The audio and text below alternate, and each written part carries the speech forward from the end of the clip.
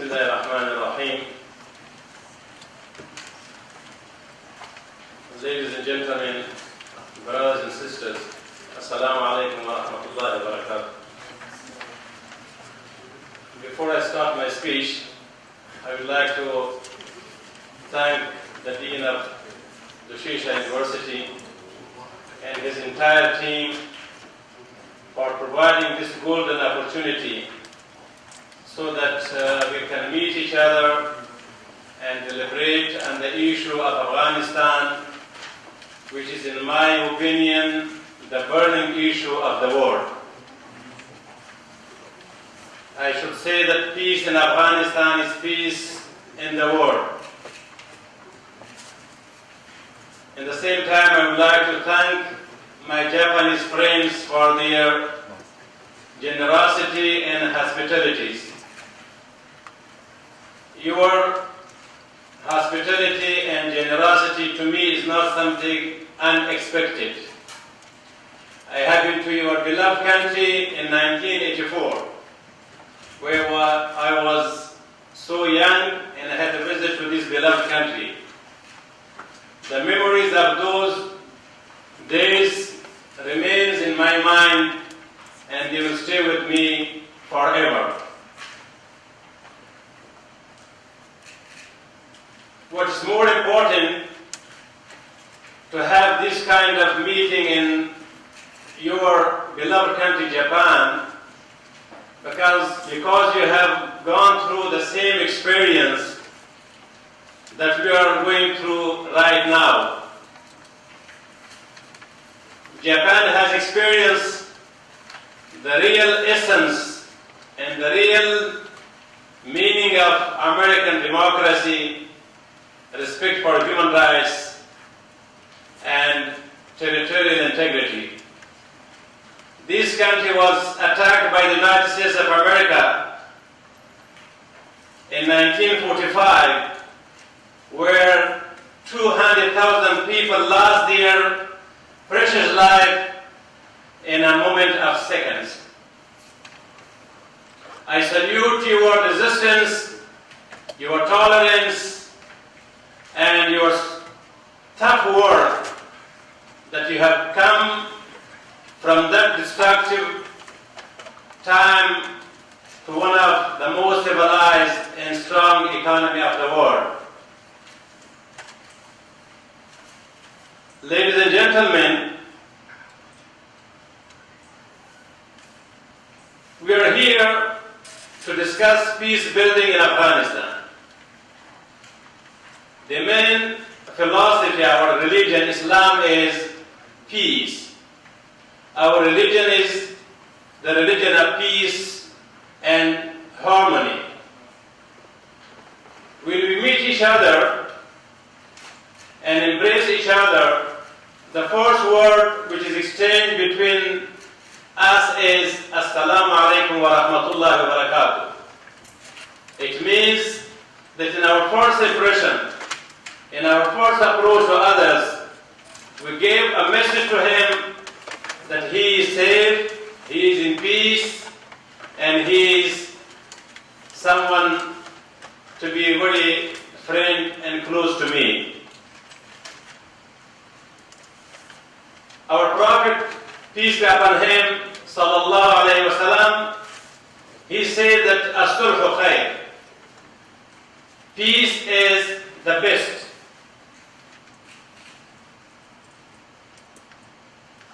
Unfortunately, what has been happening in Afghanistan, either it is due to our geographical situation in the world map, because Afghanistan is the heart of Asia, and it has been always a battlefield of competitions, sometimes armed confrontation for different superpower of the world, from Alexander the Great, the British, the Soviet Union, and now Americans. There's a very strong saying in our culture which says that Afghanistan is always a graveyard for the superpowers or imperialist powers. I hope, as Afghanistan was the graveyard for the Great Britons, the Soviet Union is going to be the graveyard of American imperialism, inshallah. Ladies and gentlemen, I would like to shed a very brief light on the main philosophy of jihad in Islam. Islam has been misunderstood, misrepresented, and unfortunately mispropagated in the West by the press and media. Islam is not a religion of fighting. As I said, it's a religion of peace and tranquility. But when it comes to defend your dignity, to defend your territory, to defend your ideology, to defend your dignity, and to defend your property, here comes the main philosophy of jihad. Then you are supposed to defend your property, your dignity, your freedom, and so on. We have not been created for war or fighting. Believe me, Afghans are more peace lovers than any other nation in the world. But wars have been imposed on Afghans. The Soviet Union first installed their government in Afghanistan in 1978, and then they invaded and occupied our country in 1979. If you were in our position, so what would be your reaction and your response to that kind of a brutal attack in occupation by a foreign country? We had no choice but to carry out jihad. We had no choice but to carry out an armed resistance in Afghanistan. We fought for our independence, for our religion, against the Soviet Union of the time. We offered more than 1.5 million martyrs, more than 1 million handicaps and injured. 5 million of our people migrated and they were expelled from Afghanistan and lived in neighboring countries for almost a decade. 1/3 of the population was living in exile. 1/3 of our population was living as refugees and neighboring in other different countries of the world. We paid a huge price for that occupation. But because of our genuine struggle and tough resistance, and because of our huge and highly sacrifices, today there is no Soviet Union on the world map. The Soviet Union was disintegrated into 15 republics. I should say, although after the collapse of the Soviet Union, I should disagree a little bit with my Afghani colleague, that after the collapse of the Soviet Union, although we were not able to establish a pure Islamic government in Afghanistan, but it doesn't mean that we have not achieved our great task and goal. I should claim that the disintegration of the Soviet Union was because of the armed struggle in Afghanistan. I think the collapse of the Berlin Wall, the credit of the collapse of the Berlin Wall goes to the Afghan Mujahideen. The independence of different Eastern European countries from the Soviet Union colonialism was due to Afghan jihad. Today's Arab Spring is directly affected and influenced by the Afghan Mujahideen, by the Afghan struggle. Now, my brothers and sisters, I would repeat again that Afghans are very peaceful people. But if they are provoked and pushed to the wall, then they are very tough fighters. We are tough fighters in the battlefield, but at the same time, if we have a forum or a place for negotiations, then we are people of the logic and argument. My brothers and sisters, I am representing Hezbi Islami of Afghanistan. My party's history goes back to 35, 40 years. It was the first Islamic political party established well before the Soviet invasion of Afghanistan. It was a political party, but it turned to the jihadi party because of the circumstances and the situation which arose in 1979 after the Soviet invasion of Afghanistan. Hezbi Islami was the backbone of jihad during the Soviet occupation of Afghanistan. But even at that time, our principal stand was that we should explore and look for all ways and means in order to solve the problems peacefully.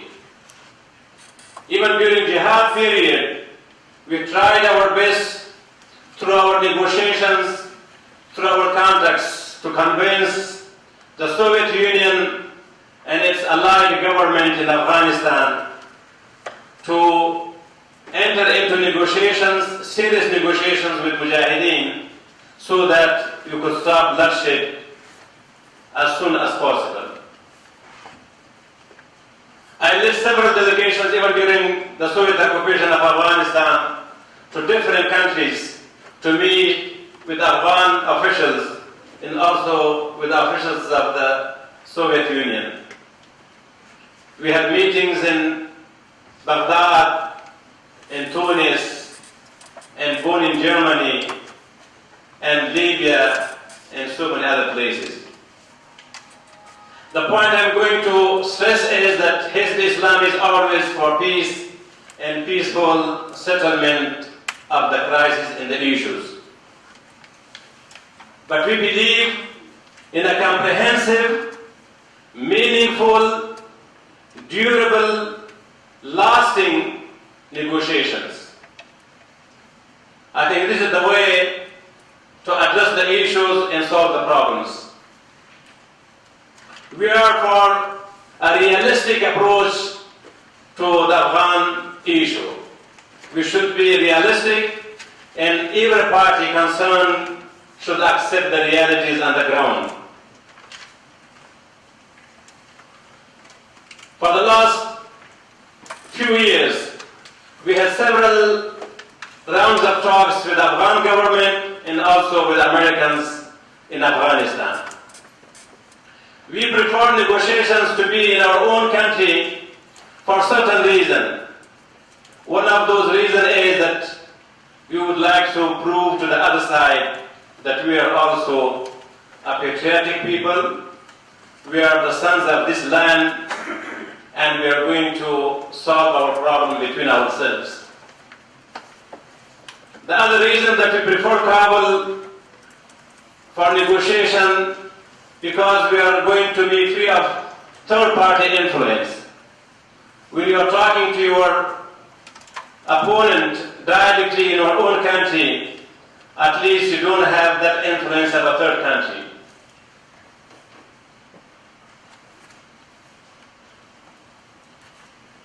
We had several rounds of talks with Americans,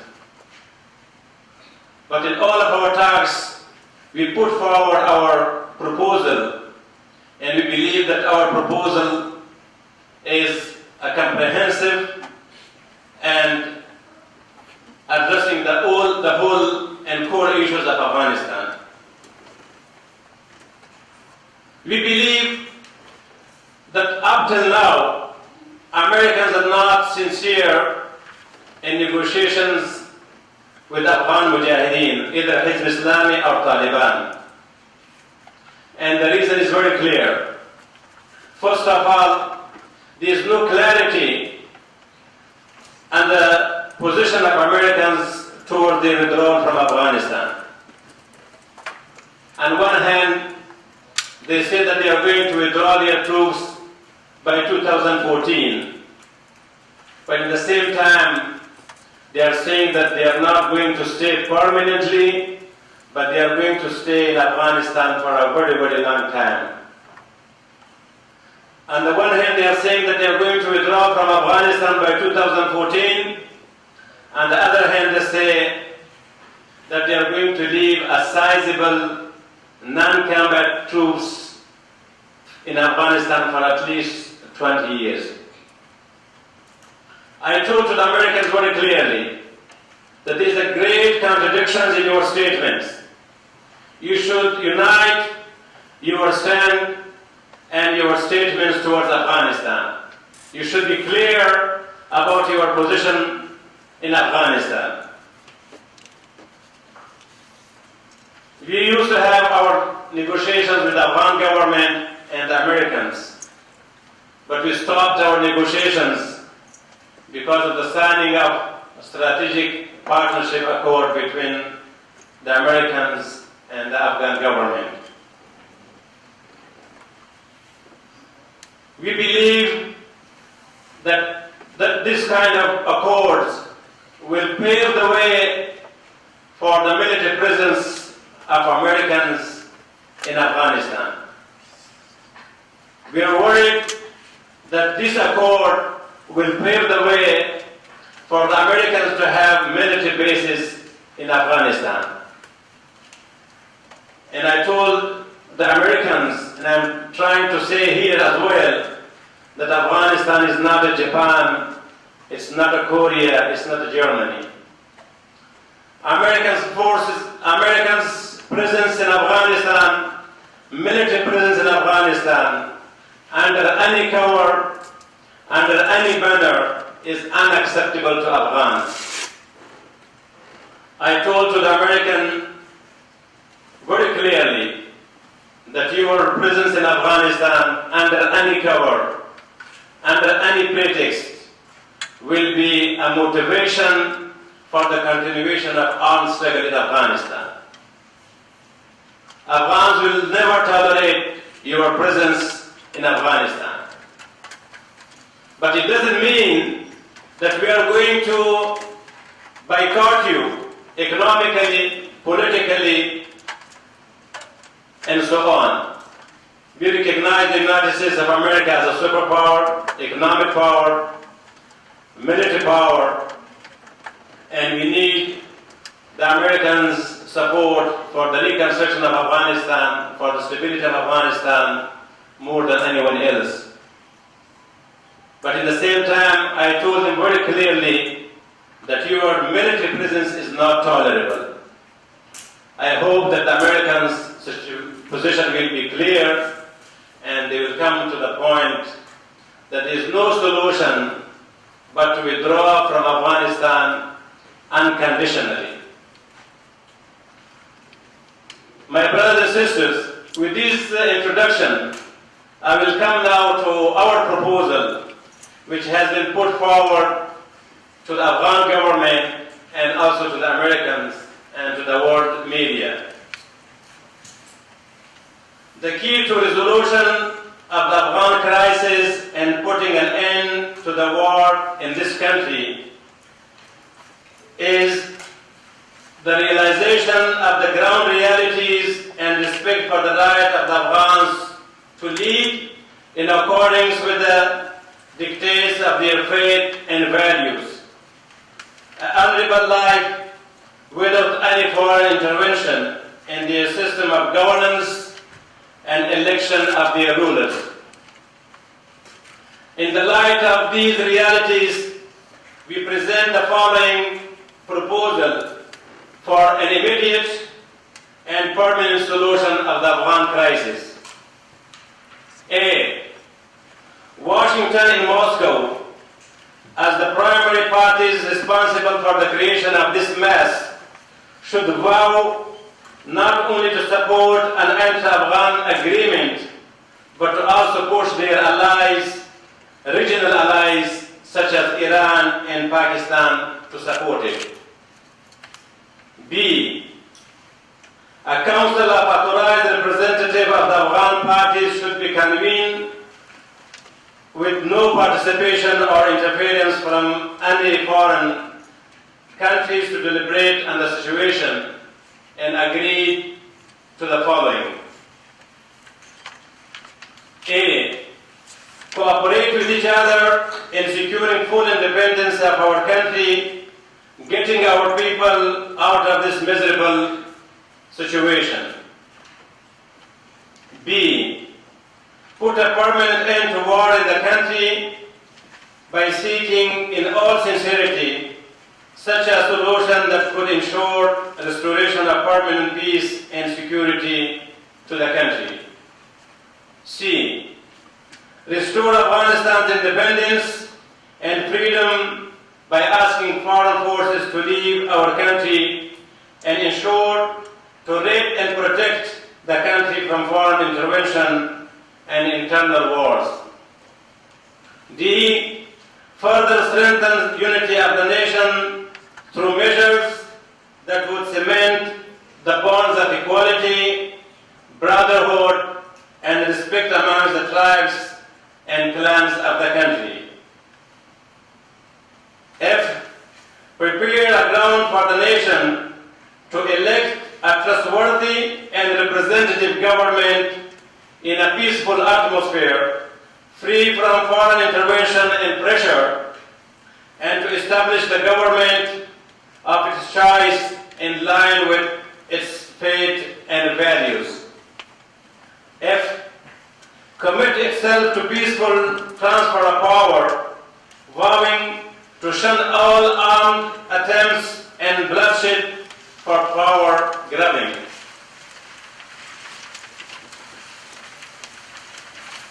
Ensure that every party would be content with the position and mandate given to it by the nation through ballot and would accept people's decision in this regard as final and binding.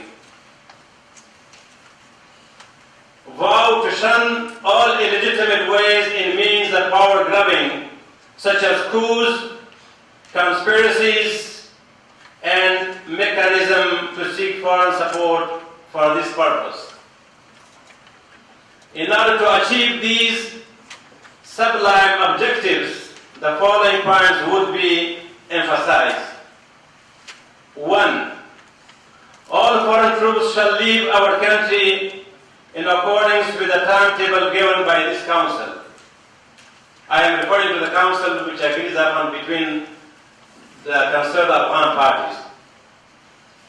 Number 2, all foreign troops must leave immediately upon declaration of an anti-Afghan agreement. Our cities, towns, villages, and adjacent areas to campus and areas specified for their temporary stay till completion of their withdrawal as per the timetable. 3. The security of the country would be handed over to the Afghan security forces, and no foreign troops would have the right to conduct any operations, home search, or to arrest Afghans under any name and pretext. Number 4, the power would be transferred at this stage to an interim Afghan government acceptable to all the relevant Afghan parties. However, if an agreement on the composition of such a government is not possible, we can accept holding of elections by the present administration through a powerful and independent election commission to be chosen by all the parties, provided the election process and mechanism are amended thoroughly to the satisfaction of all the parties in a manner that could ensure holding a fair, peaceful, and free elections. No person known for corruption, treason, faith bashing, blasphemy, and war crime should be made part of this interim government. Similarly, the top brass of the three security forces should not include those who have been involved in fighting for a certain groups against others. 5. A lame duck and failed institution, the present parliament of the country, which does not represent the entire nation, is torn by the severe internal strife and disagreements. In the interim period, this parliament should be replaced by a National Security Council comprising 7 to 15 members to be appointed unanimously by all the relevant and influential parties. This Security Council, which should be based in Kabul or any other province that would be free from foreign forces and whose security would be in Afghan's hand, shall have the authority to take decision on the issues of the national interest and national importance. Number 6, after the withdrawal of foreign forces, simultaneous, free and fair elections for the office of the President, as well as the national and provincial assemblies, would be held on the basis of proportionate representations. In our calculated opinion, the present election system is unjust, akin to gambling, fraught with flaws, and incompatible with the conditions of our society. With the huge expenses that it requires, it propels into power corrupt elements with deep pockets, results in wastage of time and energy, sets a stage for fraud and rigging, and is detrimental to the interests of the minorities. It also creates a parliament which represents only a minority, as it has happened that in many cases the total votes of the unsuccessful candidates have been more than those of the successful ones.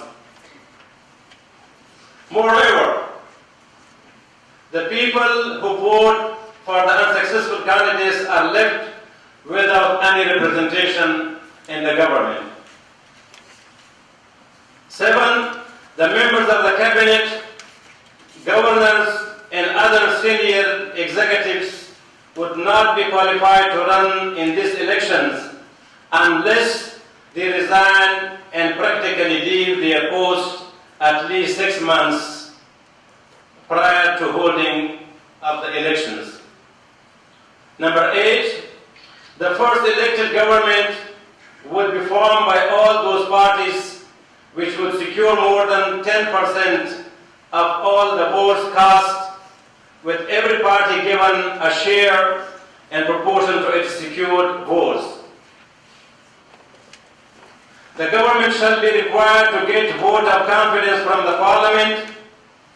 However, in future elections, any party securing the majority of the cast votes would be free from a majority government rather than a coalition government. Number 9, no party or alliance, even if it tries to operate under different names, which has failed to secure at least 10% of the cast votes in the first elections, would be allowed to participate as an independent party, which would ensure territorial and national integrity of the country, and stop cropping up small ethnic and local parties that create chaos rhetoric. Number 10, after agreement on this proposal, all sides and parties involved in the fighting would agree to a complete and comprehensive ceasefire. All the political prisoners would be set free, and the parties to the government would undertake that they would neither restore in future to any illegitimate ways for power grabbing, nor would they ever indulge in any conspiracy or fighting to weaken or eliminate their rivals. 11. The first elected National Assembly would be fully empowered to review or amend, and the touchstone of supremacy of Sharia, one of the three constitutions given by the present setup, the Hezbi Islami of Afghanistan and the Taliban, or take any other decision in this regard. Number 12, no foreign forces, groups or elements have any right to maintain presence on the soil of Afghanistan, interrogate, persecute, or punish any Afghan, or take him out of Afghanistan for imprisonment, interrogation, or punishment. 13. Everyone residing in Afghanistan would be under obligation to follow the laws of the land, and if any crime is committed, the accused would be pursued and punished under the laws of the country. 14. People accused of corruption, embezzlement of national wealth, smuggling of narcotics, war crimes, and other crime would be punished or pursued under the laws and principle of Sharia in the country. In all the countries, parties as well as people of Afghanistan would undertake not to provide them with any kind of shelter or protection, nor would they defend them in any overt or covert manner. 15. After withdrawal of foreign forces from Afghanistan, no foreign troops or elements would be allowed to use our country as safe haven. 16.